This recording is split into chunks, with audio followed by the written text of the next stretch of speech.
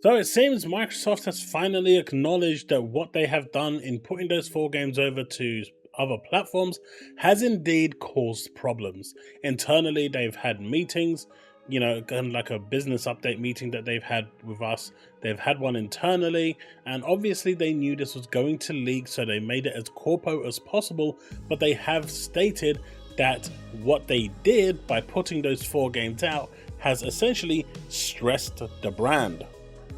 Now, what this means essentially is that they've acknowledged that what they have done has caused a lot of unrest within the Xbox community.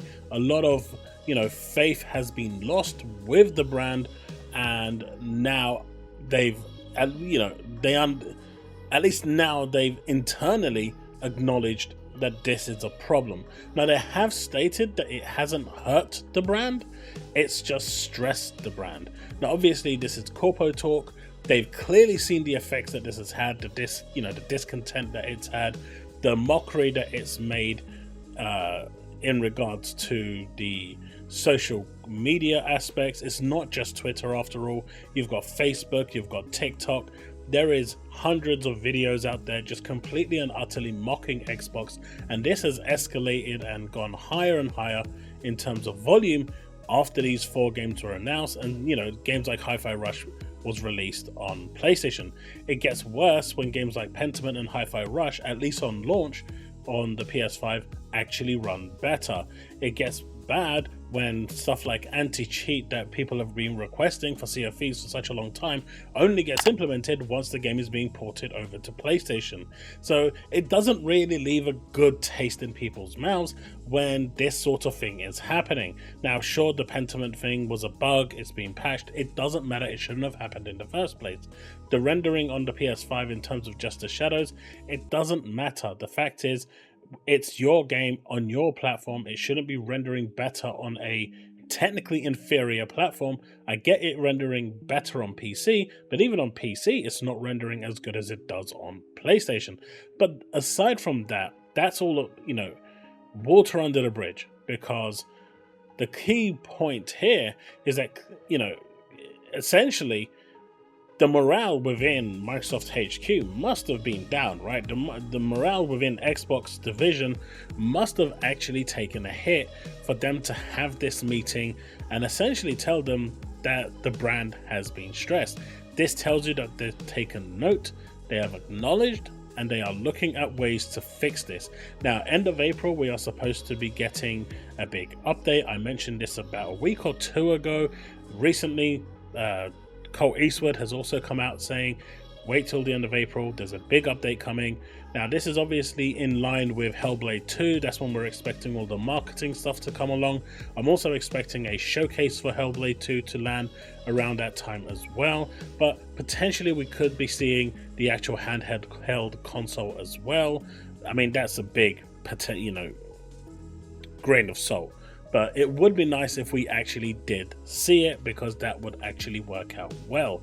But, time will tell what's going to happen. Time will tell if this is actually going to be a thing. But the key point here is that Microsoft now, or at least the Xbox division, in particular Matt Booty, and this is coming from Jez Corden, and he's had this confirmed from a number of sources, and it's obvious that this was going to leak from Microsoft. They've got hundreds and thousands of people working there. Trying to keep this under wraps is not going to happen. It's going to go out, and that's why Matt Booty decided that the way he's even going to address the people that he's talking to is full-on PR corpo mode. But if you read between the lines, they've acknowledged that this wasn't a good idea, and it hasn't paid off. From what we've seen, it doesn't look like these games have sold well. Now, obviously, we only have what's written, we only have what's been projected by True Trophies, and that you need to kind of register for, so it's not a true reflection, but it's all we have at the moment, right? So that's all we have to go by. But Pentiment hasn't set the world on fire for PlayStation. Hi-Fi Rush, which is probably the biggest one that went over there, the 90 Metacritic game for Xbox, pretty much Xbox's game of the year if you're looking at Metacritic on its own. didn't set it alight. No one really ran out and no one's singing the praises. No one's even talking about it. It didn't really move the needle. And if they were hoping that these games would get people to come over to buy a Xbox, well, that's not happened either. So it's clear that this experiment that they did has failed. And honestly, I'm kind of happy it failed, because this should prevent any more games going across. The fact that they've said the brand is stressed means that they have acknowledged that people are really upset. The morale in social media is really low. No one's really hyping Xbox. There's no real uplift. There's, go back a few months, even last year in December, the attitude towards people hyping Xbox, looking forward to 2024, despite the fact 2024 is looking to be really good. We saw the Cole Eastwood video regarding him saying Xbox has no games. I mean, for the first quarter of the year, they literally don't, right? And by that, I mean exclusive, first party games. Forget the exclusivity, because they go to PC, but they just don't have any first party games. And in terms of new third party games, they don't have that either, like ones that are only on Xbox. Multi-platform games, sure, they came out like Persona 3. You had Palworld, I guess, if that counts, even though the play count on that has hit rock bottom now with like less than 20,000 as we saw last night, or was it around 20,000? So, they haven't really had any real momentum going for the first quarter. Hopefully with the second quarter and onwards towards the end of the year, they should be having a really good momentum, starting with Hellblade. Then in the summer we should see Towerborn. Towards the end of the year we should be seeing Call of Duty, Indiana Jones, Avowed. We've still got Hinterberg to come as well. We've got we've got a few other games as well.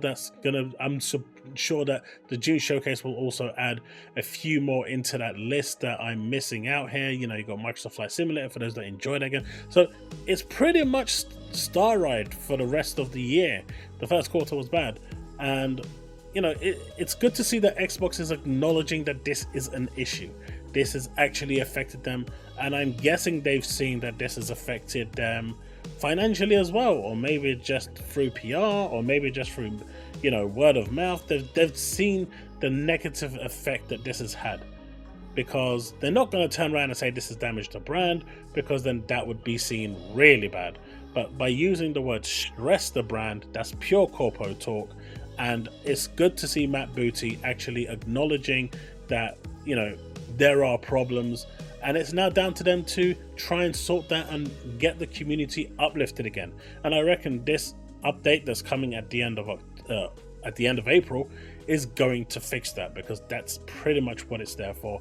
And hopefully in a couple of weeks, whatever it is that they're going to showcase, it should be Hellblade 2 and maybe a couple of other things, but whatever it is that they're going to showcase, that I've been told is supposed to be quite big, and Cole Eastwood as well has tweeted out that something is coming big at the end of April, well, that should hopefully set the Xbox community back on fire, back alight, and in the mood to do great things. And hopefully morale will increase at that point. Obviously not everyone is down in the dumps. The news of Steam coming to Xbox is big. The news of Epic Game Store coming to Xbox is big. It provides you more choice for more games and more access to all sorts of games.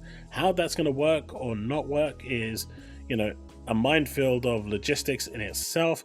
But the cool thing is that if Steam is coming over, then Microsoft's vision to get VR on Xbox at some point when technology is ready could become a reality with the Steam Deck. That is essentially a Steam Deck in a VR headset, but that would be interesting if that actually was compatible with the Xbox going forward, or with the next generation Xbox, to actually bring VR to the console. We know that VR has been something Phil Spencer has been eyeing for a while, but doesn't believe that it's ready now. And as we've seen with PlayStation, it's pretty much in the dumps, and now they're pretty much being reduced to $300, which is crazy considering it was more expensive than the console itself, but no one's buying them. So Phil probably did the right thing by not diving into it yet and waiting to see someone else. But I see this as a positive thing. The fact that Xbox and Matt Booty has acknowledged to his team that the brand is stressed means that now they know that what they did probably wasn't the best course of action. They've seen the ramifications, and now they're going to have to react and make things better. and that can only be good for us consumers. Well, that's the video. You let me know what you think in the comment section below. Let's have that discussion, and I will see you in the next one. Remain legend.